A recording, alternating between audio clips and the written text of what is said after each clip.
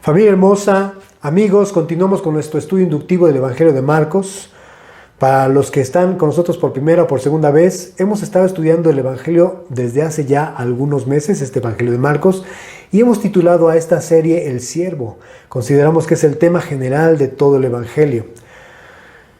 Y estas últimas semanas hemos estado meditando en el capítulo 9, que me gustaría que el día de hoy pudiésemos nuevamente repasar, analizando cada uno de los aspectos en los cuales el Señor nos ha hablado en las últimas semanas. Recordemos que este capítulo 9 inicia con la transfiguración, que para muchos comentaristas fue el anticipo del reino de Cristo revelado a sus tres discípulos, Pedro, Jacobo y Juan. Recordaremos que en el pasaje o en el último pasaje del capítulo 8, el Señor promete que muchos de los que estaban presentes ahí entre la multitud, dijo Jesús, habría algunos que no conocerían la muerte antes de ver el reino de Dios venido con poder. La mayoría de los estudiosos, de los comentaristas, coinciden en que Jesús se refería justamente a la revelación que permitió a estos tres discípulos tener respecto a su gloria. Y entendimos en este pasaje que la ley representada por Moisés, al igual que los profetas representados por Elías, y también los apóstoles que representan el Nuevo Testamento, al igual que el Padre que en ese momento está hablando a sus discípulos en ese Shekinah, en esa nube, todos nos llevan a estar atentos a la voz del Hijo. Recordemos entonces que toda la Biblia, la ley, los profetas, el Nuevo Testamento y también el Padre nos conducen al Hijo. Entonces, qué hermosa enseñanza, qué hermosa experiencia que pudimos ver por la fe a través de esta revelación que tuvieron estos tres discípulos. Posteriormente, ya habiendo terminado Jesús su ministerio en Galilea, el Señor capacita a sus discípulos para que después de su crucifixión sean enviados a predicar las buenas nuevas del reino, el Evangelio, y les da una serie de lecciones, las cuales inician con el desarrollo de la fe. Recordarás en ese pasaje, una vez que Jesús desciende de ese monte con esos tres discípulos, para reunirse con los otros 9, encuentra a estos disputando con ciertos escribas, porque los discípulos de Jesús no habían podido echar fuera a un espíritu mudo que poseía a un muchacho. Cuando finalmente se dio todo este incidente, estos 9 discípulos se acercaron con Jesús diciendo, ¿por qué nosotros no pudimos echarle fuera? Porque Jesús ya le había echado fuera. Entonces Jesús les dijo que 1 era porque habían descuidado el tema de la oración y 2 porque tenían poca fe. La siguiente lección que Jesús da a sus discípulos está alrededor del tema de la humildad. Y el día de hoy vamos a meditar en la siguiente lección que el Señor les da, y es una exhortación a cuidar de no ser una piedra de tropiezo para los demás, sino a amarse los unos a los otros. Y para esto quiero pedirles, por favor, mis queridos hermanos, que me acompañen haciendo una oración para pedir al Señor que Él nuevamente hable en nuestros corazones. Tenemos una gran necesidad de que sea el Señor el que nos instruya y que a este servidor de ustedes el Señor pueda dirigir para poder llevar a cabo o para poder hablarles de lo que creo que el Señor ha puesto en mi corazón a través de su preciosa palabra. Amén. Señor, gracias una vez más por quienes este día se han tomado el tiempo para poder estar aquí y meditar nuevamente en tu palabra. Señor, todos tenemos día tras día una necesidad de saciar nuestra alma de tu santa palabra, mi Dios. Y más, Padre Santo, porque cada vez que este mundo es transformado o va cambiando, más bien dicho, ante nuestros ojos, Señor, viendo cómo la maldad se está incrementando, Señor bendito, más necesitamos, Señor, acercarnos a ti y poder alimentarnos y poder saciarnos, Señor bendito, y descansar en tu preciosa palabra, en tus promesas, Señor, porque a veces es difícil vivir el día a día, Señor. Y sumamos esto a lidiar con nuestra naturaleza, que también, Señor, se quiere rebelar contra tu palabra y contra tus mandamientos, Señor. Por eso qué importante es también depender de la ayuda de tu Espíritu Santo, para que lo que tú nos enseñas, Señor bendito, sea guardado en nuestro corazón, sea guardado en nuestra mente y seamos cada día más transformados a la imagen de nuestro Señor Jesucristo, Señor. Seamos fortalecidos en la fe a través de orar, a través de meditar en tu palabra, Señor. Seamos, Señor bendito, también, Señor, capacitados con esa gracia tuya para poder amar a los demás, Señor. Todo lo que no viene en nosotros, Señor, pero que tú puedes hacer en nosotros. Así es que pedimos esto en el nombre de Jesucristo. Amén. Recordemos, el Señor Jesucristo se describió a sí mismo manso y humilde de corazón. Lee conmigo en Mateo capítulo 11, verso 29, por favor. Mateo 11, 29. Dice la palabra de Dios: lleven mi yugo sobre ustedes y aprendan de mí, que soy manso y humilde de corazón, y hallarán descanso para sus almas. El profeta Zacarías describe a Jesús humilde. Ve conmigo a Zacarías capítulo 9, verso 9. Zacarías 9, versículo 9. Dice así: alégrate mucho, hija de Sión, da voces de júbilo, hija de Jerusalén. He aquí tu rey vendrá a ti, justo, salvador, humilde, y cabalgando sobre un asno, sobre un pollino, hijo de asna.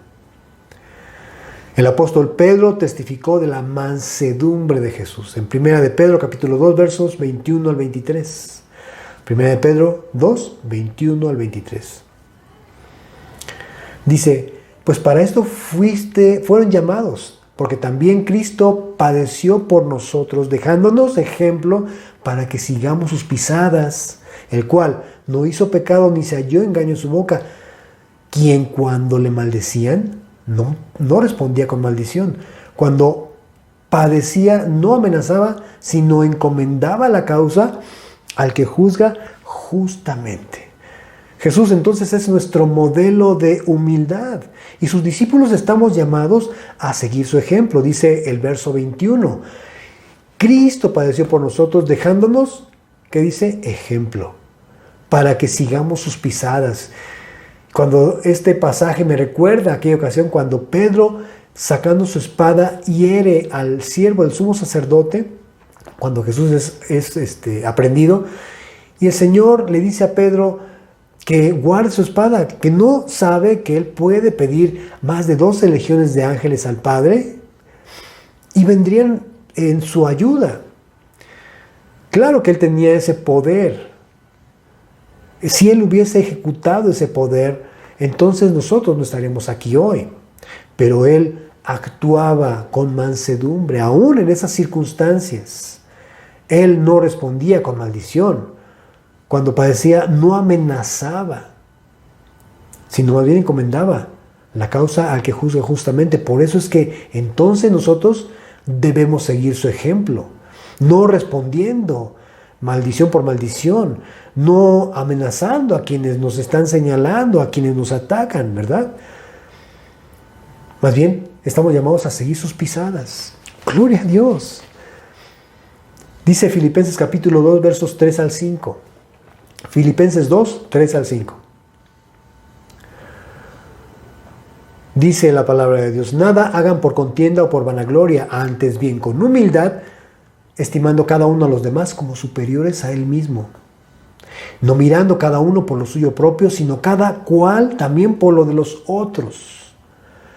Haya pues en ustedes este sentir que hubo también en Cristo Jesús. A mí me encanta lo que la palabra de Dios dice, porque continúa el apóstol Pablo diciendo que siendo igual a Dios no estimó eso como cosa que aferrarse, sino que se despojó a sí mismo tomando forma de siervo, hecho semejante a los hombres. Y estando en la condición de hombre, se humilló a sí mismo.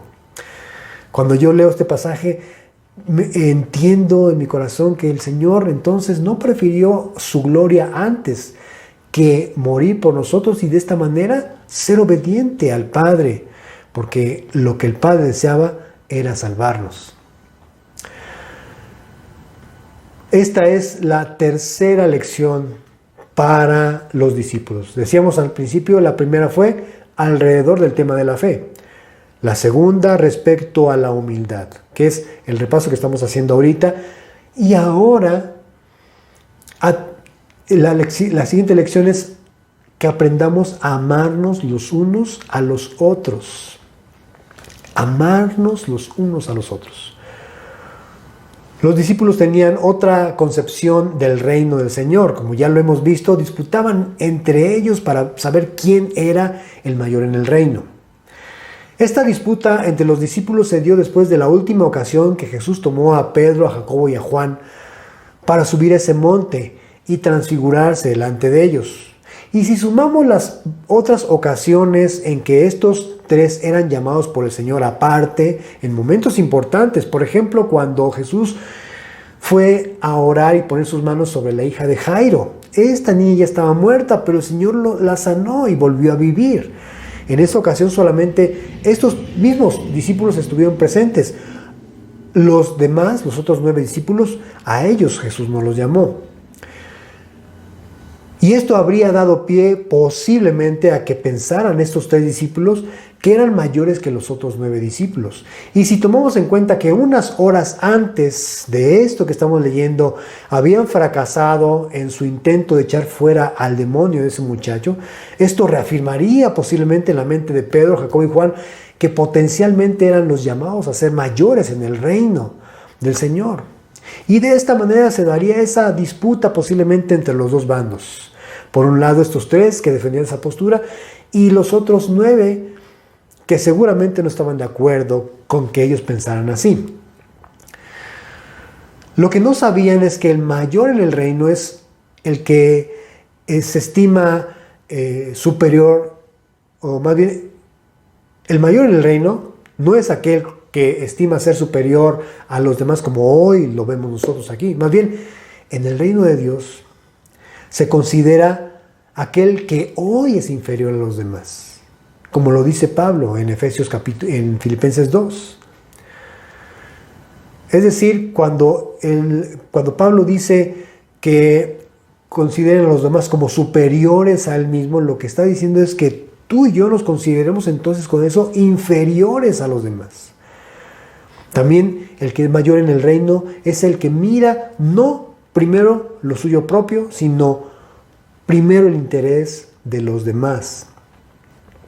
Por eso insiste el apóstol Pablo, háyase sentir en nosotros que hubo también en Cristo Jesús. Como decíamos al principio, Él nos dejó ejemplo para que sigamos sus pisadas. Y Jesús pone a un niño como ejemplo, como un modelo que ilustra el cómo debemos servir a los demás. Es que un niño necesita atenciones, requiere que se le alimente, necesita que se le asee, necesita cuidados, mucho afecto, mucho amor y mucha paciencia, como debemos tener unos con los otros.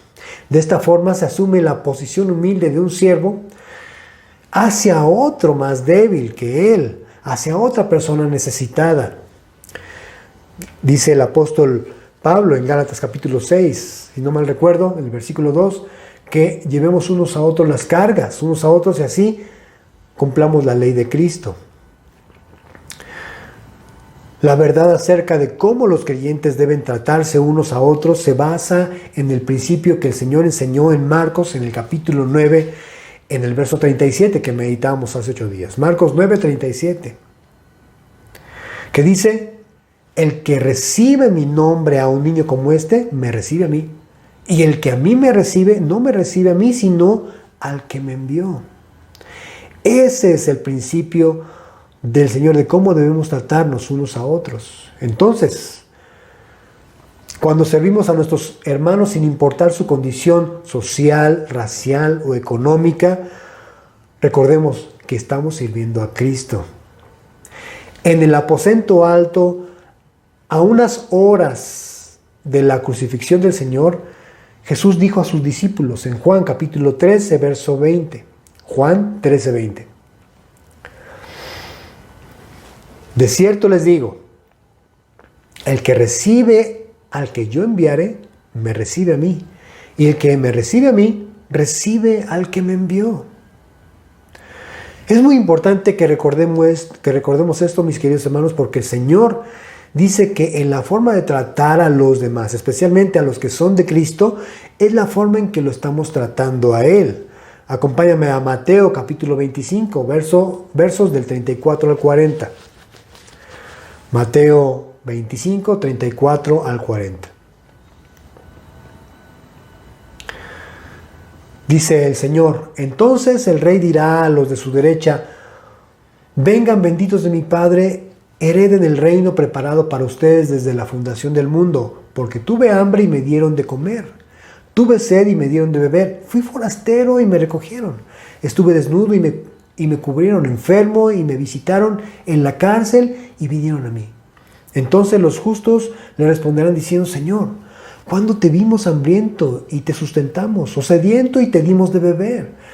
¿Y cuándo te vimos forastero y te recogimos, o desnudo y te cubrimos? ¿Cuándo te vimos enfermo o en la cárcel y vinimos a ti? Y respondiendo el rey les dirá: de cierto les digo que en cuanto lo hicieron a uno de estos mis hermanos más pequeños, ¿qué dice finalmente? A mí lo hicieron. Nuevamente, yendo a ese momento en que Jesús tiene a ese pequeñito niño en sus brazos, les dice a sus discípulos que disputaban entre ellos quién habría de ser el mayor. Y finalmente el Señor les dice: el que recibe mi nombre a un niño como este, me recibe a mí. Y el que a mí me recibe, no me recibe a mí, sino al que me envió. Este es el principio del Señor de cómo debemos tratarnos los unos a los otros. Por otro lado, un niño es la ilustración que Jesús usa o da de la grandeza. Es decir, que el honor procede de la humildad. Finalmente, el Señor insiste en Mateo capítulo 18, que es el pasaje paralelo de nuestro pasaje que hemos estado meditando en el capítulo 9 de Marcos. Mateo 18, versos 3 al 4. Y dijo: de cierto les digo que si no se vuelven y se hacen como niños, no entrarán en el reino de los cielos. Así que cualquiera que se humille como este niño, ese es el mayor en el reino de los cielos.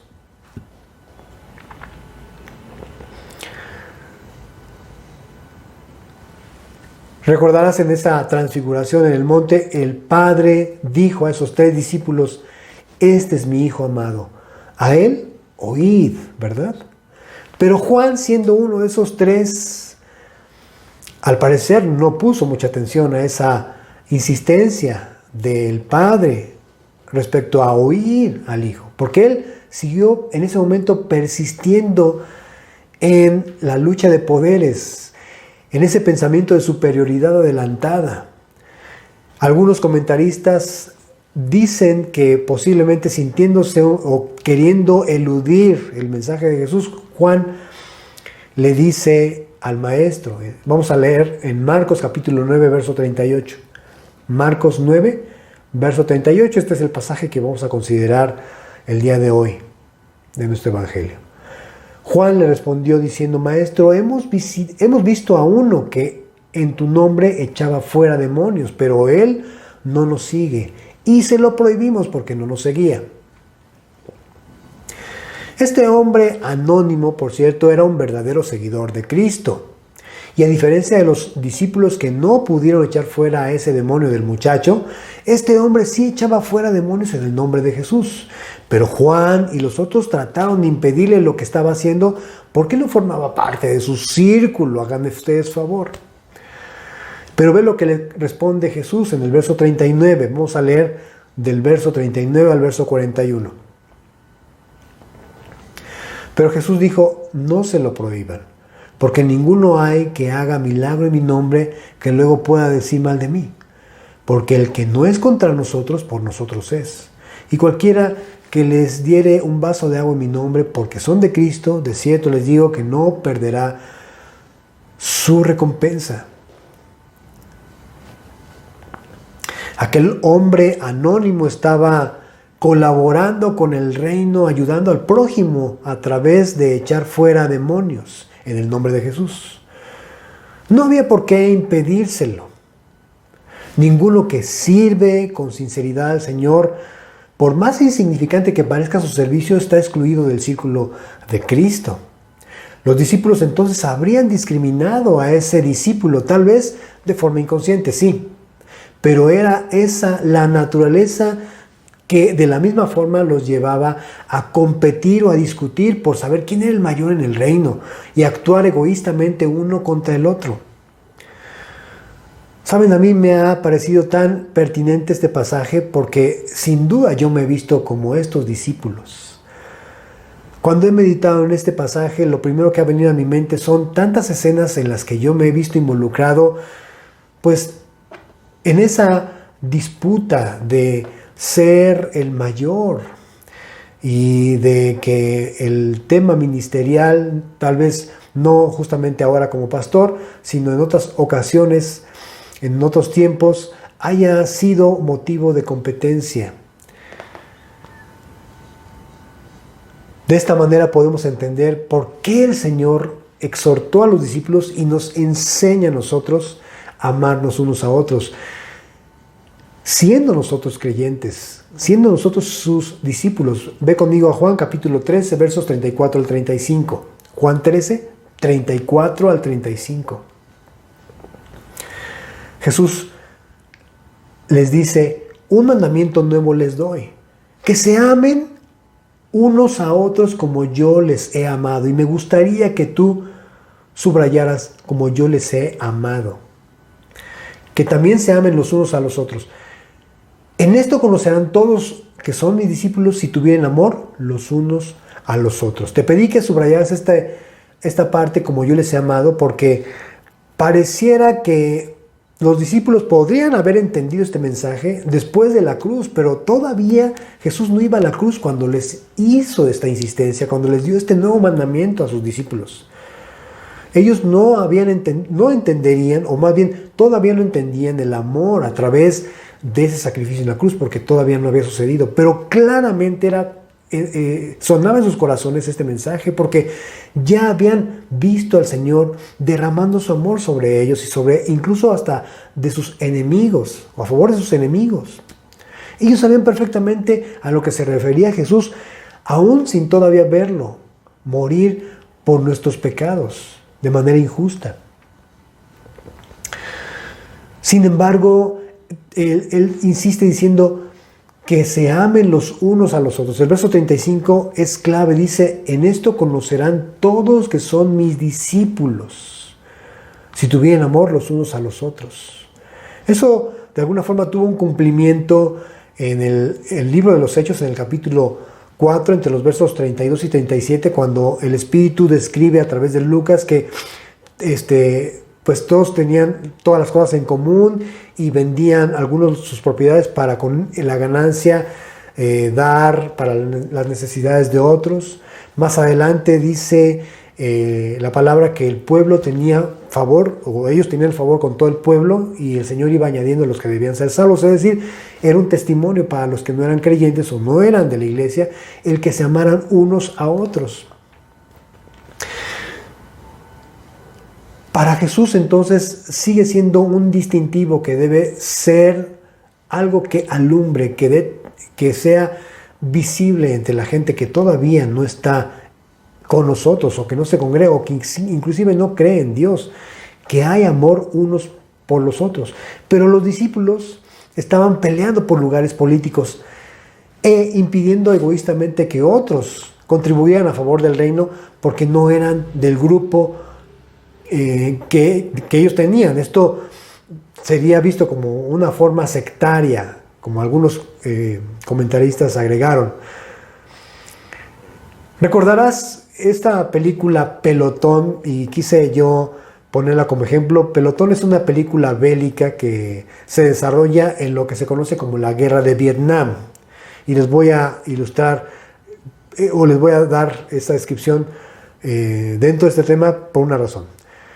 Esta película cuenta la historia de Chris Taylor, un soldado novato quien se enlista para estar en la guerra. Y él es destinado a la compañía Bravo cerca de la frontera con Camboya. Chris Taylor tiene que lidiar no solo con el terrible escenario de una guerra sangrienta, sino también con los conflictos internos y pugnas que existen en su campamento, quedando en medio de una mala relación entre dos sargentos, Elías, por un lado, y Barnes. Este último, aprovechando su veteranía y mal carácter, es temido incluso hasta por sus superiores. Y es un soldado sin honor y sin escrúpulos, con una moral terrible. Por otro lado, Elías es todo lo contrario, pero al no sujetarse y tener tampoco miedo a Barnes, logra convertirse en su peor enemigo. Taylor busca finalmente sobrevivir entre dos fuegos. Por un lado, el enemigo que cada vez es más fuerte, y por otro lado, la rivalidad que lleva incluso a la traición y al asesinato del sargento Elías. Al descubrir este crimen, Taylor se convierte ahora en el nuevo enemigo del sargento Barnes. Cuando tengas oportunidad de ver esta película, está muy buena. Es una película antigua, que es la primera entrega de una serie. La siguiente es nació el 4 de julio, me parece. Pero esta película en sí tiene un mensaje muy, muy importante para nosotros. Y es que lamentablemente a lo largo de la historia se ha dicho malamente que la iglesia es el único ejército que termina por matar a sus heridos. No podemos entonces tener esto como una realidad en nuestras vidas, menos hoy que cada vez hay tanta polarización en nuestro país y en el mundo entero. La iglesia hoy por hoy también participa en esta lucha de pensamientos y posiblemente hasta nos estamos dividiendo. La iglesia no puede estar sumada a esto porque somos el cuerpo de Cristo, mis queridos hermanos. Así es que, viendo ese escenario donde pues, estos soldados tienen como enemigo, tienen un enemigo en común con el cual están lidiando, no pueden darse el lujo de tener una guerra y una pugna interna ahí. Pero eso hace más complicada la estadía de quienes están lidiando en un combate, en una guerra. Lamentablemente muchos estamos equivocándonos de guerra, de conflicto, atacándonos como iglesia, unos a otros, lamentablemente. Y esto no es la voluntad de nuestro Dios. Una razón que se destaca de esta actitud de los discípulos fue que ellos aún no tenían el Espíritu Santo en sus vidas. Jesús les dice en el capítulo 1 de Hechos, en el verso 8, Hechos 1:8, pero recibirán poder cuando haya venido sobre ustedes el Espíritu Santo, y me serán testigos en Jerusalén, en toda Judea, en Samaria y hasta lo último de la tierra. Antes del Pentecostés tenían al Señor físicamente, quien los capacitaba, los enseñaba, los instruía, incluso los enviaba. Pero ahora sería el Espíritu Santo quien les daría una capacidad que ellos no tenían en sí para ser los testigos de Cristo. Recuerden que la palabra testigos es la palabra martus, mártires de Cristo. Una de esas capacidades es el poder de amar. Justamente Álvaro nos estaba enseñando en el estudio de los hombres que dio el Señor este poder que Él llama la gracia capacitadora para poder amar. Al respecto de lo que ha estado sucediendo lamentablemente en nuestro país, después de esta terrible tragedia en el metro, donde muchas familias perdieron a un ser querido y otros más están terriblemente heridos, hospitalizados, posiblemente de por vida, sin las capacidades motrices que tenían antes. Álvaro nos contaba que ha habido un gran dolor en su corazón y que es justamente el Espíritu Santo, a través del poder del amor que le ha llevado a estar intercediendo por estas familias. Algo similar pasó conmigo cuando escuché el testimonio de esta mujer, Bernarda. Ella no podía hablar porque estaba sollozando, dolida, llorando, porque había perdido a Nancy, su hija mayor de 23 años, en este accidente, y su otra hija de 15 años, Tania, estaba gravemente o está gravemente hospitalizada con la columna vertebral destruida. En ese momento el diagnóstico era que también tenía una fractura de cráneo y un derrame interno. El hospital no tenía los insumos, el equipo médico para poder llevar a cabo la operación, y estaban diciéndole a la señora que tenía que comprar esos insumos, lo cual pues no podía porque eran muy caros. Esto me dio mucho dolor en mi corazón. La señora había perdido a una hija, era terrible. Y estaba su otra hija más pequeña entre la vida y la muerte. Así es que no pude más que pedir a Dios su gracia sobre ellos, su amor consolándoles, fortaleciéndoles, pero no pude resistir el llorar por estas personas. También vi a esa señora María Teresa Hernández con su rostro afligido y desconsolada por haber perdido a su pequeño hijo de 12 años. Qué terrible escena, qué terrible dolor, que de la noche a la mañana sucedan estas cosas. Pero ¿cómo es que ahora el Espíritu Santo nos lleva justamente a tener dolor con ellos y a llorar, aunque nosotros no los conocemos, sea algo que nos lleve a interceder en amor por esas personas y a pedirle al Señor que tenga misericordia de ellos, a pedir al Señor que consuele sus vidas? No sé si te ha pasado a ti, pero a mí me duele, como lo contaba nuestro querido Alvarito. Y es que es ese poder de amor que no se limita a que amemos a nuestros amigos, a nuestros hermanos, sino a personas que incluso no conocemos como estas personas. Y todavía más allá, incluso amar a nuestros enemigos. Debemos quitar de nuestra mente que la palabra amar nos lleva a un sentimiento, porque el amor no es un sentimiento. Tendremos de Dios la oportunidad de poder demostrar el amor incluso a personas que podemos creer o pensar que no lo merecen, como tú y como yo, que fuimos amados por Cristo en la cruz del Calvario. Eso es el amor.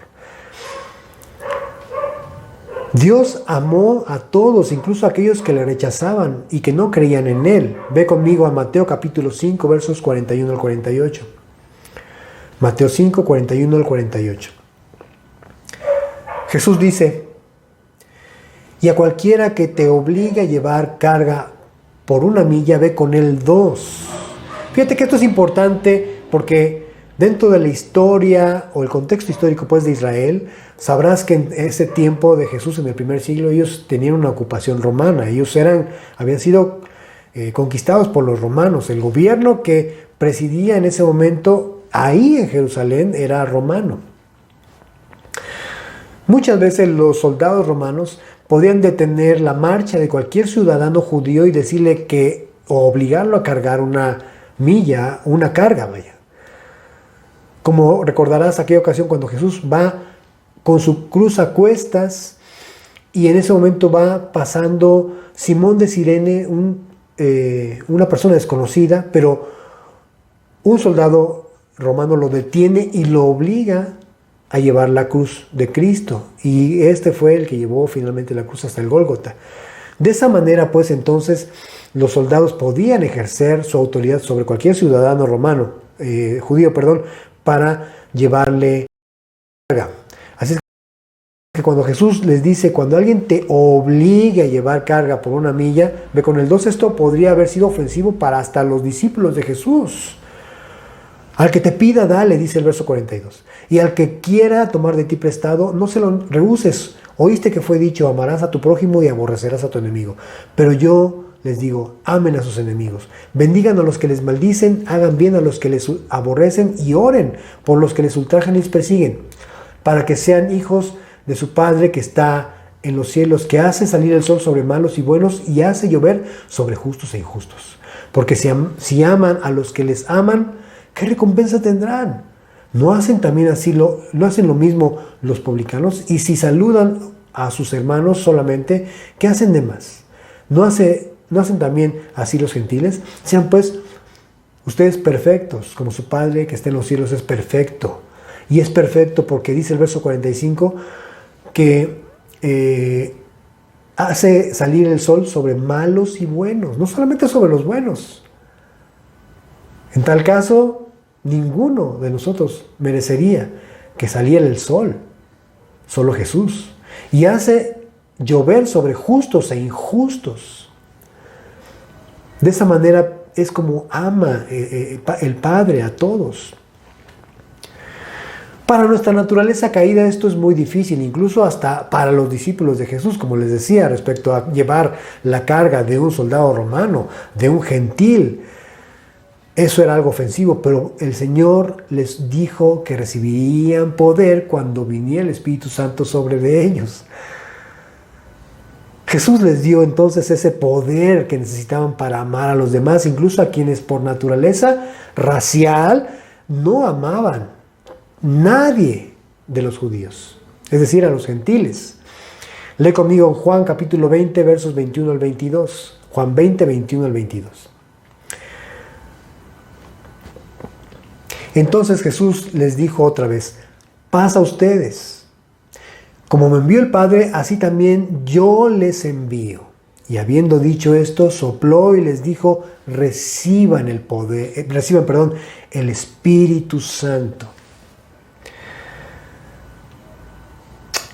Después de esto, ya no estarían disputando los lugares prominentes en el reino. Ya no menospreciarían a otros creyentes. Ahora llorarían y sufrirían por amor a ellos, porque se entregarían al Evangelio, a predicar el Evangelio, incluso a dar sus vidas por ellos, por otros. Fíjate, si al principio estaban discutiendo por quiénes deberían ser el mayor, menospreciándose los unos a los otros, cuanto más contra los enemigos. Pero ahora ya no era así. Dice Romanos capítulo 5, verso 5, Romanos 5, 5. Y la esperanza no avergüenza, porque el amor de Dios ha sido derramado en nuestros corazones por el Espíritu Santo que nos fue dado. Entonces, en el momento en que el Señor, por su gracia, nos ha dado el poder del Espíritu Santo, entonces también esa, como dice Álvaro, gracia capacitadora para poder amar, incluso a quienes creemos que no merecen nuestro amor. Insisto, el amor no es un sentimiento, es una acción, es la cruz, es ese amor sacrificial, el amor que solo viene de Dios. Antes de recibir ese poder, Pedro no solo disputaba con sus hermanos quién sería el mayor, también Pedro era un cobarde. Hay que decirlo, era impetuoso, era reactivo, incluso violento. ¿Recuerdas cuando vinieron a prender a Jesús? Este saca su espada y lastima, hiere al siervo del sumo sacerdote, a Malco. Pero ahora, después de haber recibido el poder del Espíritu Santo, el mismo apóstol Pedro ve lo que dice en su primera carta, 1 de Pedro capítulo 3, versos del 8 al 9. 1 de Pedro 3, 8 al 9. Dice: finalmente sean todos de un mismo sentir, compasivos, amándose fraternalmente, misericordiosos, amigables, no devolviendo mal por mal ni maldición por maldición, sino por el contrario, bendiciendo, sabiendo que fuimos llamados para heredar bendición. ¡Wow! Ese es el impetuoso, ese es el que disputaba los lugares prominentes en el reino. Pues ya no quedó rastro de ese hombre, ¿verdad? También Juan, que había sido el que, junto con los discípulos, prohibió a aquel hombre reprender demonios en el nombre de Jesús. Y que también le dijo a Jesús que mandase que descendiese fuego del cielo, como lo hizo Elías para consumir a los samaritanos, que no permitieron el paso a Jesús porque consideraron que iba a Jerusalén. ¿Recuerdas esto? Lo puedes leer en tu casa en Lucas capítulo 9, versos 52 al 54. Pero ahora ese Juan reactivo, ese Juan guanerge, enojón, ahora este mismo Juan dice en 1 de Juan capítulo 4, verso 7. Estoy hablando del Juan que recibió el poder del Espíritu Santo, la gracia capacitadora. Amados, amémonos unos a otros, porque el amor es de Dios. Todo aquel que ama es nacido de Dios y conoce a Dios. Ahora ahí mismo en 1 de Juan 5, verso 1, dice: todo aquel que cree que Jesús es el Cristo es nacido de Dios. Y todo aquel que ama al que engendró, ama también al que ha sido engendrado por él. Esta es la transformación que lleva a cabo el poder del Espíritu Santo. En nuestra naturaleza humana caída, considerar amar a los enemigos es algo que no podemos entender, pero a través del Espíritu Santo sí. Dice el apóstol Pablo que el don más excelente que edifica aún más a la iglesia, incluso que los demás dones, llámese el de lenguas, incluso el de sanidades, es el don del amor. Quiero leer en 1 Corintios capítulo 13, versos del 1 al 8. Vamos a leer 1 Corintios 13, del 1 al 8. Solamente en el verso 8 vamos a leer la primera parte. Dice: si yo hablase lenguas humanas y angélicas y no tengo amor, vengo a ser como metal que resuena o címbalo que retiñe. Y si tuviere profecía y entendiese todos los misterios y toda ciencia, y si tuviere toda la fe de tal manera que trasladase los montes y no tengo amor, nada soy. Y si repartiese todos mis bienes para dar de comer a los pobres, y si entregase mi cuerpo para ser quemado y no tengo amor, de nada me sirve. Así es que, por cierto, si alguien presume esto todos los días, por favor, debes recordar que si no hay amor, de nada sirve. De nada sirve. No sirven las propagandas que hoy estamos escuchando todos los días a favor de los políticos. Si estos no tienen amor, de nada nos sirve, al igual que a ti y a mí, de nada nos sirve hacer lo que sea cuando somos personas sin amor. Dice el verso 4, el amor es sufrido, es benigno, el amor no tiene envidia, el amor no es jactancioso, no se envanece. Ve, no hace nada indebido, no busca lo suyo, no se irrita, no guarda rencor, no se goza de la justicia, mas se goza de la verdad, todo lo sufre, todo lo cree, todo lo espera, todo lo soporta. El amor nunca deja de ser. Tal vez pensarás que esta forma de amar es radical. Sí, sí la es. Porque se trata de ir directamente a la cruz, por amor a los demás. ¿Cómo podríamos amar así? Pensarán algunos. Pero si el Espíritu dio esta instrucción escrita, como dentro de todos los recursos o dones que Dios ha dado para edificar a la iglesia, es entonces algo que nos compete, que nos corresponde a ti y a mí atender y con diligencia y pedir al Señor que a través de su Espíritu Santo podamos llevarlo a cabo. Así es que la exhortación queda aquí, mis queridos hermanos. ¿Podríamos decirle hoy al Señor, ayúdame a amar como tú amas? Ese es el desafío. Recuerden, la primera lección de Jesús estuvo en relación a la fe, la segunda a la humildad. Hoy, la lección que el Señor nos quiere dar a través de su palabra, de su Espíritu, es a que nos amemos unos a otros. Y ese es el desafío que por fe podemos tener y decirle al Señor, ayúdame a amar como tú amas, Señor. Ayúdame, enséñame a hacerlo. ¿Querrás hacer esa oración conmigo? Padre Santo, nuevamente nos acercamos a ti, Señor. Reconociendo, Señor, nuestra incapacidad, Padre bendito. Señor, hemos hecho a un lado a personas, Señor, porque históricamente tu iglesia se ha distinguido por tener denominaciones, Señor. Denominaciones que no son otra cosa sino la defensa de una doctrina que caracteriza a cada una de esas denominaciones, Señor. Pero junto a eso también ha habido una división, ha habido un alejamiento, ha habido una disputa, ha habido un altercado, ha habido tal vez una división. Padre Santo, y muchos competido contra eso, Señor. Y hemos etiquetado a otros, a lo mejor pensando en que nosotros somos mejores, porque tenemos mayor conocimiento, no lo sabemos, cuando olvidamos que es tu Espíritu Santo quien nos ha dado en su gracia la posibilidad de estudiar tu palabra y recibir una revelación que al mismo tiempo nos compromete, y recibir una revelación que al mismo tiempo nos hace, si no la ponemos en obra, nos hace más condenables. Señor,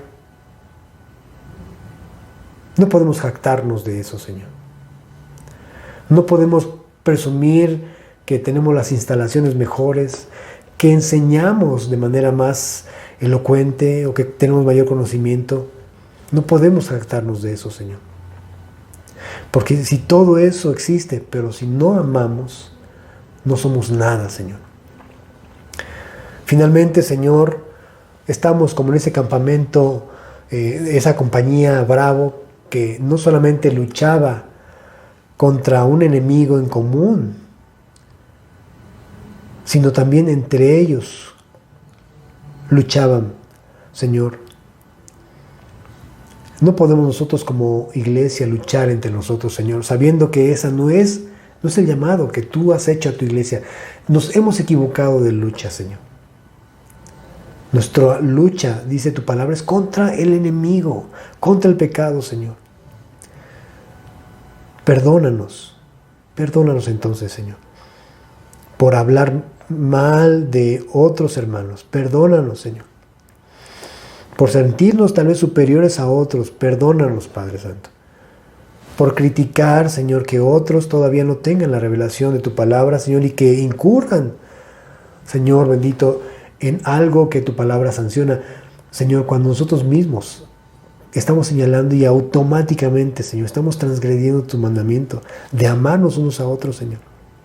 De perdonarnos, Señor. De sobrellevarnos, de soportarnos, Señor.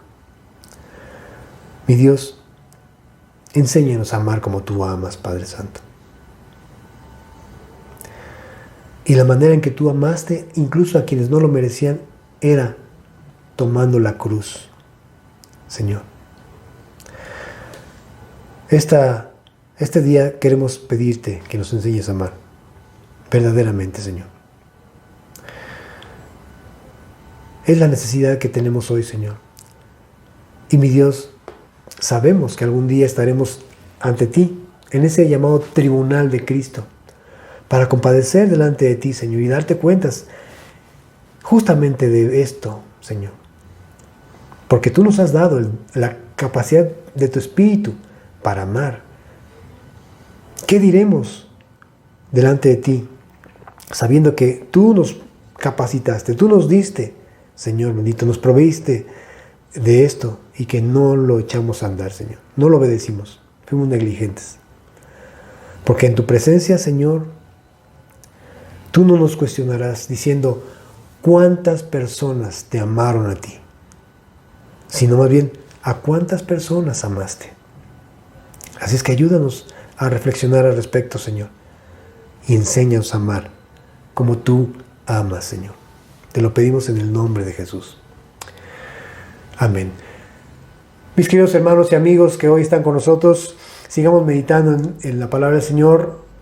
Procuremos, quienes llevan notas, repasar las notas. Si no, esta misma predicación estará en unos minutos en internet. Puedes visitar nuestra página de Facebook, La Tierra Fértil, y ahí encontrarás toda la serie de Marcos que estamos teniendo, al igual que nuestro canal de YouTube, La Tierra Fértil, para que puedas repasar lo que hoy estuvimos estudiando juntos. Y continuamos con esta serie, El Siervo, que es el Evangelio de Marcos, la siguiente semana. Que Dios les bendiga. Continuamos y vamos a adorar al Señor juntos.